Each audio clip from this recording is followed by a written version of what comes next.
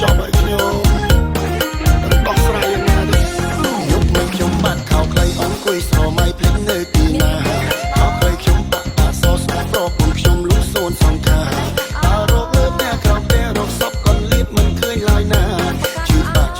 អរចាញ់ញ័រអោរាចេះតែប្លែកប្លែកព្រោះក៏មែនពេលលំរៃវាខកខ្លីឃើញនៅគុំជេមិននៅគុំជេវាអូនអាណាស់ណាស់បងរវល់ពីឆ្លងបងទៅថាកាសសម្លេចក៏មានរឿងចាំលែងវិញក៏ខ្លីនៅគុំជេមួយក៏បងណែកុំចេះតែស្មាននេះវាបងបានមិនបែបនេះទេពេលពេលរស់ស្រីឯណាបើកុំធ្វើការគ្នាពេលទំនេរប្រហែលបងទុកប្រហែលឆ្កែឃើញក៏បងទៅទីនោះទេខឹងណាស់ខឹងនឹងសាច់ឆ្កែសុកបែរជាមកបងខោខ្លីទៅជាប្រកែកណាស់ថាឆ្កែពំចោលបងធ្វើគុំភ័យអូនជឿជាក់លឺបងហើយថាបងស្មោះស្ម័គ្រខ្លាំងណាស់លោកប្តីប៉ុន្តែលឺថាមកសើមែងតែខែបងគឹបតែបើខែថ្មីប្រញាប់ឲ្យមកលោកប្តីសុំអូនលោកលេងតែការនឹកក្រ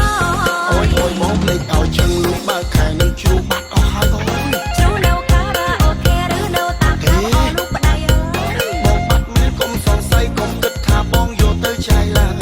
នេះណែរូបថតបងហើយគេថតផុសឲ្យអូនមើលយកមិញណាលពោះអញម្លេះលោកឲ្យលោកចង់គ្មានវិចារម្ដងខ្លះណាឡើងបាយទីបងខោឲ្យអូនឥឡូវបងសុំទោសណាបងតែខ្លួនហើយណាខឹងអីណា